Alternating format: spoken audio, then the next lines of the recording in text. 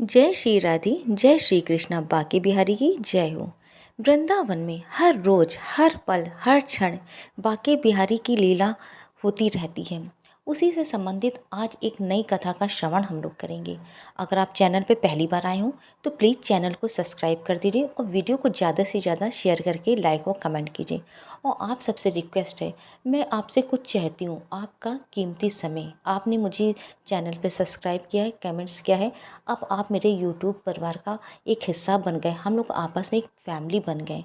तो मैंने 2 दिन मैं वीडियो पे लाइव आई हूँ। तो मैं चाहती हूँ मैं जब भी लाइव आऊँ तो उसका पहले से मैं नोटिफिकेशन कर दूँगी, ताकि आप सब लोग भी अपने समय से थोड़ा सा कीमती समय मेरे लिए भी निकाल लीजिए। और जब हम लोग साथ में हों तो भगवान से रोचक कथाओं के विषय में या किसी अन्य जानकारी जो भगवान से रिलेटेड है उनकी आपस में हम लोग अपने विचारों को आदान प्रदान करें। मैं ऐसा चाहती हूँ। अगर आप लोग इस मेरी बात से सहमत हों तो प्लीज़ कमेंट में राधे राधे और प्लीज़ अपना थोड़ा सा कीमती समय मेरे लाइव वीडियो को भी दीजिए। धन्यवाद। वृंदावन शहर में एक वैद्य थे जिनका मकान भी बहुत पुराना था। वैद्य साहब अपनी पत्नी को कहते हैं कि जो तुम्हें चाहिए एक चिट्ठी में लिख दो। दुकान पर आकर पहले वे चिट्ठी खोलते, सामान के भाव देखते, फिर काना से दुआ करते कि सावरे, मैं केवल तेरी इजाज़त से तुझे छोड़ के यहाँ दुनिया में आ बैठा हूँ। तू मेरी आस की व्यवस्था कर देगा, उसी समय यहाँ से उठ जाऊँगा। और फिर कभी सुबह 9:30 बजे, कभी 10 बजे वैद्य जी रोगी की दवा देखकर वापस अपने गांव को चले जाते हैं। एक दिन वैद्य जी ने दुकान खोली, फिर चिट्ठी खोली तो देखते ही रह गए। एक बार तो उनका मन भटक गया। उन्हें अपनी आंखों के सामने तारे चमकते हुए नजर आ गए, लेकिन जल्द ही उन्होंने अपने मन पर काबू पा लिया। आटे, दाल, चावल आदि के बाद पत्नी ने लिखा था, बेटी के दहेज का सामान लाना है। जी कुछ देर सोचते रहे, फिर बाकी चीज़ों की कीमत लिखने के बाद दहेज के सामने लिखा, ये काम मेरे कान्हा का है, कान्हा ही जाने। एक दो मरीज आए थे, उन्हें वैद्य जी दवाई दे रहे थे। इसी दौरान एक बड़ी सी कार उनकी दुकान के सामने आकर रुकी। दोनों मरीज दवाई लेकर चली गए। वे साहब कार से बाहर निकले और राधे राधे करके बेंच पर बैठ गए। वैद्य जी ने कहा कि अगर आप अपने लिए दवा लेने आए हैं तो आपकी नाड़ी देख लूं। उस आदमी ने कहा कि वैद्य जी, मुझे लगता है कि आपने मुझे पहचाना नहीं। मैं 15-16 साल बाद आपकी दुकान पर आया हूँ। आपको पिछली मुलाकात की बात सुनाता हूँ, फिर शायद आपको सारी बात याद आ जाएगी। वैद्य जी, मैं 5-6 साल से इंग्लैंड में रहता हूँ। इंग्लैंड जाने से पहले मेरी शादी हो गई थी, लेकिन अब तक बच्चा नहीं हुआ। यहाँ भी इलाज किया और इंग्लैंड में भी करवाया, लेकिन हमारी किस्मत में शायद बच्चा नहीं था।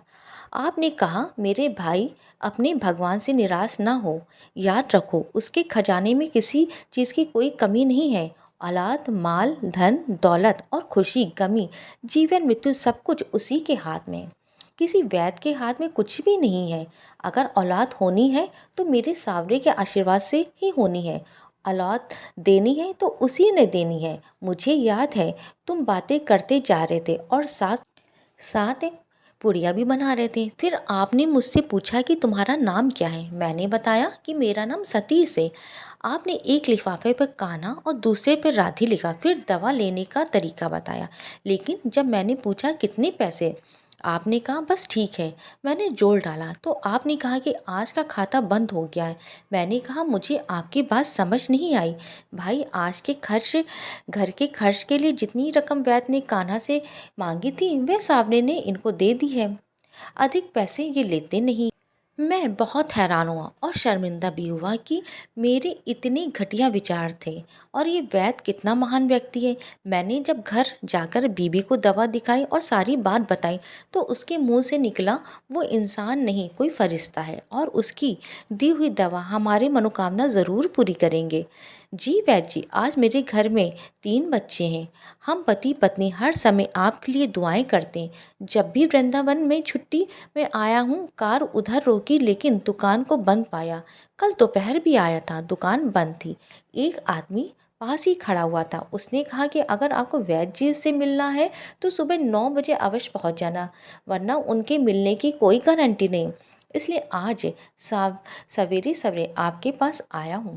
वैद्य जी, हमारा सारा परिवार इंग्लैंड में बस चुका है। केवल एक विधवा बहन अपनी बेटी के साथ वृंदावन में रहती है। हमारी भांजी की शादी इस महीने की 21 तारीख को होनी थी। इस भांजी की शादी का सारा खर्च मैं अपने जिम्मे लिया था। 10 दिन पहले इसी कार में उसे मैं पानीपत अपने रिश्तेदारों के पास भेजा कि शादी के लिए जो चीज़ें खरीद ले, जो उसे पसंद है अपनी पसंद की चीज़ें खरीद ले। उसे पानीपत जाते ही बुखार हो गया, लेकिन उसने किसी को नहीं बताया। बुखार की दवा खाती रही और बाजारों में फिरती रही। बाजार में फिरते फिरते अचानक बेहोश होकर गिरी। उसे अस्पताल ले गए। बेचारी इस दुनिया से चली गई। इसके मरते ही ना जाने क्यों मुझे मेरी पत्नी को अपनी आपकी बेटी का ख्याल आया। हमने और हमारे सभी परिवार ने फैसला किया कि हम अपनी भांजी के सभी दहेज का साज सामान आपके यहाँ पहुँचा देंगे।